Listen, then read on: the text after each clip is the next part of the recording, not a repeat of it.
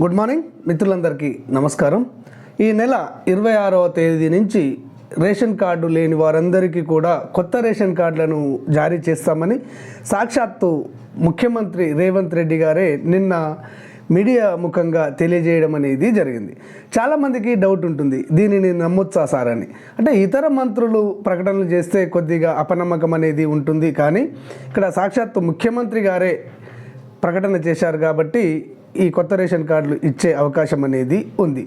అయితే ఈ కొత్త రేషన్ కార్డులు 26వ తారీఖు నుంచి ఇస్తామన్నారు. అయితే ఈ లోపే దరఖాస్తులు స్వీకరించవలసి ఉంటుంది, విధి విధానాలను ఖరారు చేయవలసి ఉంటుంది. ఇక్కడ విధి విధానాలను ఖరారు చేస్తారా, లేకపోతే గతంలో ఉన్నటువంటి విధి విధానాలనే ఫాలో అవుతారా? ఇక తర్వాత మనకు దరఖాస్తులను ఏ విధంగా స్వీకరిస్తారు? గతంలో ఆన్లైన్లో స్వీకరించారు, ఇప్పుడు కూడా ఆన్లైన్లో స్వీకరిస్తారా, లేకపోతే ఆఫ్లైన్లో స్వీకరిస్తారా అన్న విషయాలను ఈరోజు మీకు ఈ వీడియో ద్వారా తెలియజేస్తాను. ఇక్కడ మనకు 26వ తారీఖు నుంచి కొత్త రేషన్ కార్డులు ఇస్తామని ప్రకటించారు ముఖ్యమంత్రి. ఓకే, ఇంతవరకు. అయితే ఇక్కడ దరఖాస్తులను ఈ నెల 15వ తేదీ నుంచే స్వీకరించనున్నట్లు ఈ అధికారుల ద్వారా మనకు సమాచారం అనేది అందుతుంది. అయితే ఈ 15వ తారీఖు నుంచి దరఖాస్తులు స్వీకరించనున్నారు. ఈ దరఖాస్తులను ఆన్లైన్లో స్వీకరిస్తారా, ఆఫ్లైన్లో స్వీకరిస్తారా? అంటే గతంలో కేసీఆర్ గారు ఆన్లైన్లో స్వీకరించేవాళ్ళు, కానీ ఇప్పుడు మాత్రము ఆన్లైన్లో స్వీకరించకుండా ఆఫ్లైన్లోనే ఇక్కడ గ్రామ సభలు మరియు వార్డు సభలు, బస్తీ సభల్లో గ్రామ సభలు నిర్వహించి ఆఫ్లైన్లో ఈ కొత్త రేషన్ కార్డుల కోసము దరఖాస్తులు స్వీకరించాలని చెప్పేసి ప్రభుత్వం నిర్ణయం తీసుకున్నట్టు ఉన్నతాధికారుల ద్వారా మనకు తెలుస్తుంది.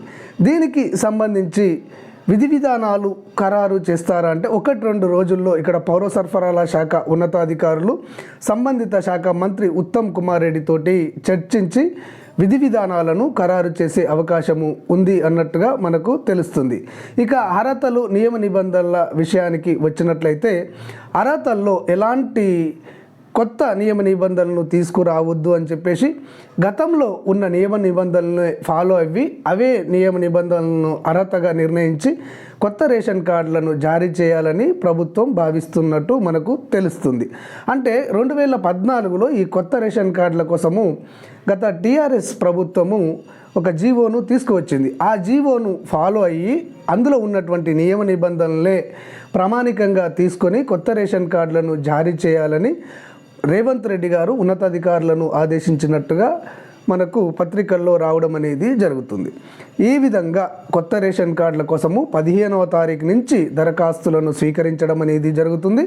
ఈ దరఖాస్తులను ఆన్లైన్లో కాకుండా, అంటే మీ సేవకు ఈ సేవకు పరుగులు పెట్టి అక్కడ లైన్లో నిలబడి దరఖాస్తులు చేసుకోవాల్సిన అవసరం లేకుండా గ్రామ పంచాయతీ దగ్గరనే గ్రామ సభల్లో, ఒకవేళ వార్డుల్లో అయితే వార్డు కార్యాలయాల దగ్గర వార్డు సభల్ని, ఆ తర్వాత డివిజన్లో అయితే డివిజన్ సభల్ని నిర్వహించి ఆఫ్లైన్లోనే దరఖాస్తులు స్వీకరించనున్నారు.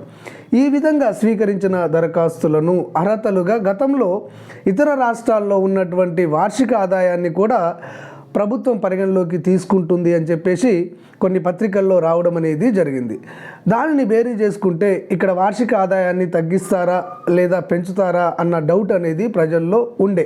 కానీ నిన్న ముఖ్యమంత్రి గారు చేసిన ప్రకటన ప్రకారము ఇక్కడ వార్షిక ఆదాయాన్ని కానీ, ఇక్కడ స్థిర చర ఆస్తుల విషయంలో కానీ ఎలాంటి కొత్త నియమ నిబంధనలు తీసుకురాదని గతంలో ఉన్నటువంటి నియమ నిబంధనల్ని ఫాలో అవి గతంలో ఇచ్చినటువంటి 2014 జీవోని ఫాలో అయ్యి కొత్త రేషన్ కార్డుల జారీకి ప్రభుత్వం సిద్ధమైంది అని చెప్పేసి మనకు ఉన్నతాధికారుల ద్వారా తెలుస్తుంది. రేషన్ కార్డులతో పాటు ఇక్కడ పాత రేషన్ కార్డులలో ఇక్కడ మార్పుల చేర్పులకు కూడా ప్రభుత్వం అవకాశం కల్పించడం అనేది జరుగుతుంది. మార్పులు చేర్పులు అంటే కొత్తగా పెళ్లిళ్ళు చేసుకున్నటువంటి వారు ఇక్కడ కొత్త కోడళ్ళు ఉంటారు కదా, వారి యొక్క వేరే ఊర్లో ఉన్నటువంటి వారి తల్లిదండ్రుల పేరు పైన ఉన్నటువంటి రేషన్ కార్డులోని పేరును ఇక్కడ భర్త పేరు పైన కొత్త రేషన్ కార్డులో నమోదు చేసుకోవడానికి, లేదా పాత రేషన్ కార్డులో భార్య పేరును నమోదు చేసుకోవడానికి, అదేవిధంగా వారికి పిల్లలు జన్మించినట్లయితే ఆ పిల్లల పేర్లను పాత రేషన్ కార్డులో చేర్చుకోవడానికి కూడా